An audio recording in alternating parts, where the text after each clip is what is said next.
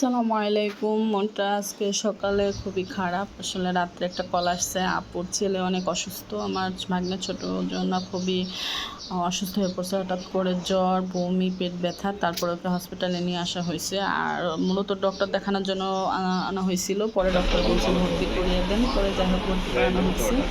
আর আমি এখানে খাবার নিয়ে আসছি সকালে রান্নাবান্না করে, কিন্তু পরে শুনলাম যে ওকে কিছু খাওয়ানো যাবে না, আর শুধু স্যালাইনের মাধ্যমে ওকে রাখতে হবে। আর ও তো খেতে পারে না, কিছু খেলে বমি করে দেয়, আর মুখে দিলে বমি চলে আসে, বা ও কোনো কিছু গন্ধ সহ্য করতে পারে না, মানে এতটাই বাজে অবস্থা।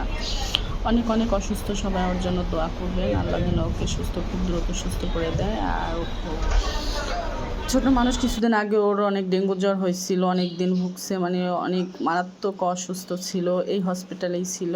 কিন্তু যে কিছুদিন না যাইতে আবার এখন হঠাৎ অসুস্থ হয়ে গেছে। আসলে আমি যাওয়ার পরে ও কিন্তু অনেক অসুস্থ, তারপরেও আমার সাথে কথা বলতেছে আর হাসতেছে। আবার ডক্টর চলে আসছে, মানে এখানে নেওয়ার জন্য রক্ত নেওয়ার জন্য চলে আসছে, ডক্টরও দেখতে আসছিল। তারপরে আমি আবার চলে আসছি। আসলে আমার হাজব্যান্ড আমাকে সকালে দিয়ে আসতো হসপিটালে, আর রাতে নিয়ে আসতো। প্রতিদিন সকালে আমি রান্না করে নিয়ে যেতাম, আর রাত্রে চলে আসতাম। আর ওখানে আমার ভাগ্নে তো 3 দিনের মতো হয়ে গেছিলো, স্যালাইন ছাড়া কিছুই, মানে ওর কোনোই ছিল না, শুধু স্যালাইনের মাধ্যমে ছিল, কিছু খেত না, বা ডক্টরের নিষিদ্ধ ছিল। তারপর আস্তে আস্তে খাবারেরই করা হয়েছে, কিন্তু যে আসলে খেতে পারতো না, অল্প খেলে বলতো পেট ব্যথা করে, বমি আসে। আর অনেক অসুস্থতার কারণে যা হয় আর কি। আর ও এমনি খুব নরম বা দুর্বল, মানে খুব সহজেই হয়ে যায়, ক্লান্ত হয়ে যায় কিছু হইলে। তাই আজকেও সকালে চলে আসলাম আবার হসপিটালে দেখার জন্য। আসলে এখনও অনেকটা অসুস্থই ছিল। এরকম করে আমি পরপর প্রতিদিনই সকালে আসি, রাতে যাই, চেষ্টা করি একটু ওকে যত একটু কথা বলি, ওর সাথে একটু সময় কাটাই, যেহেতু হসপিটাল একাই সারাদিন থাকে, আর আপু থাকে সারাদিন। আর তো কোনো পুরুষ মানুষ বা কোনো মহিলা থাকে না, বা থাকার মতো কেউ ছিল না।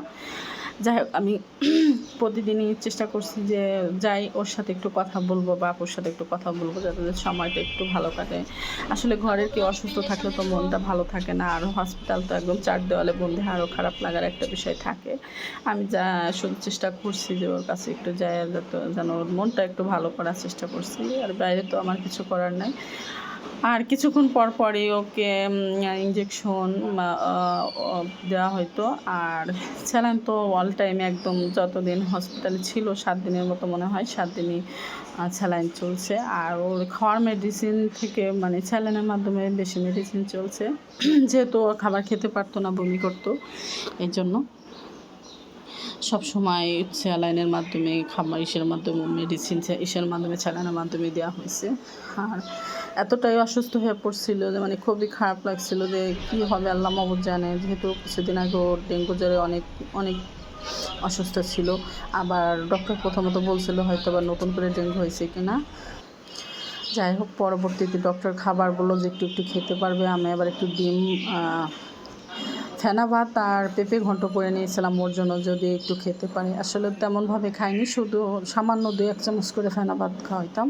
আর আমি ওর সাথে যাই একটু মজা করতাম। আসলে ওর যে বোতল দিয়ে, আমি আর ও আমাকে বলে, আন্টি আসেন, আপনি বোতল দিয়ে এভাবে খেলা করি যে কে কতবার দাঁড় করাইতে পারে। আমি ওর সাথে একটু মজা করে খেলাইলাম। আসলে ওর মনটা ভালো করার জন্য অনেক দুষ্টামিও করছে হাসপাতালে বসে বসে, যেন ওর মনটা ভালো থাকে, বা অসুস্থ হয়ে কখনো ওর এরকম না লাগে। তারপর আবার সেই একই রাতে চলে আসি, আবার সকালে রান্না করে কোনো রকম ওর কাছে আবার নিয়ে যাই। এমন সাদামাটাভাবে রান্না করছে যেন ও খেতে পারে। এভাবে প্রতিদিনই চেষ্টা করছি ওর সাথে সময় কাটানোর জন্য। আসলে আপু এখানে একা থাকতো, আর দুলাভাই তো কম, মানে সবসময় থাকতে পারতো না, সে তার কাজকর্ম করে আবার আসতে যেত। আমার হাজব্যান্ড মাঝে মাঝে দুপুরে যেত, আরও আমাকে সকালে দিয়ে আসতো, রাতে নিয়ে আসতো। আবার এখন ওর এক হাতে ক্যানেলা দিয়ে এতটা ফুলে গেছে, মানে এতবার দেওয়া হয়েছে, দিতে দিতে মানে হাত ব্যথা, আবার অনেক অসুস্থ হয়ে পড়ছে। তারপর যাই হোক, নার্স এসে আবার আর এক হাতে পড়ানোর জন্য আজকে আবার নতুন করে পড়লো। আর ওর আজকে ছিল লাস্ট দিন, আজকে হয়তো রিলিজ দিয়ে দিবে। আর এখনও অনেক অসুস্থ। তারপর ডক্টর বলছে যে এখন মেডিসিন বাসায় নিয়ে গেলেন, বাসায় মেডিসিন খেলে হবে, শুধু মাঝে মাঝে এসে ডক্টরকে দেখাতে হবে। এই জন্য আজকে রিলিজ করে দিবে এটা বলছে। একটা স্যালাইন বাকি ছিল, ওটার জন্য আবার নতুন করে একটা হাতে ইয়া করতেছে, ক্যান্ডেলা খোয়াইতেছে, কিন্তু যে আসলে ওর এত কষ্ট লাগছিল যে একটা হাতে ফুলে গেছে, আবার নতুন করে আবার আর একটা হাত ফুটে করতেছে, মানে খুবই কষ্টকর একটা বিষয় ছিল। যাই হোক, নার্স তার সে একটা দিয়ে পরে ইঞ্জেকশন দিল, আবার স্যালাইন সুন্দর মতো লাগিয়ে দিল, নার্সের কাজ শেষ করলো। আর এখানে পরে আবার ডক্টর আসছিল রক্ত নেওয়ার জন্য, মানে একটু পরে আবার আসছে রক্ত নেওয়ার জন্য। কিছুক্ষণ পর পরই ওর শরীরের উপরে এত যুদ্ধ হয়েছে, খুবই কষ্টের একটা বিষয়। সবার জন্য দোয়া করবেন। আর দুলোভাই লাস্টে রাতে আসার সময়ের জন্য কতগুলো লিচু আর আম নিয়ে আসছিলো। আমি আবার বাসায় চলে আসছি, সবাই ওর জন্য দোয়া করবেন। আর ওরাও বাসায় চলে গেছে, এখন বাসায় ট্রিটমেন্ট হবে। ভালো থাকবেন সবাই, আর আমার ভাগ্নের জন্য দোয়া করবেন। আপনাদের জন্য অনেক অনেক দোয়া রইল। সবাই ভালো থাকবেন, সবাই নিজের প্রতি খেয়াল রাখবেন। আল্লাহ হাফেজ।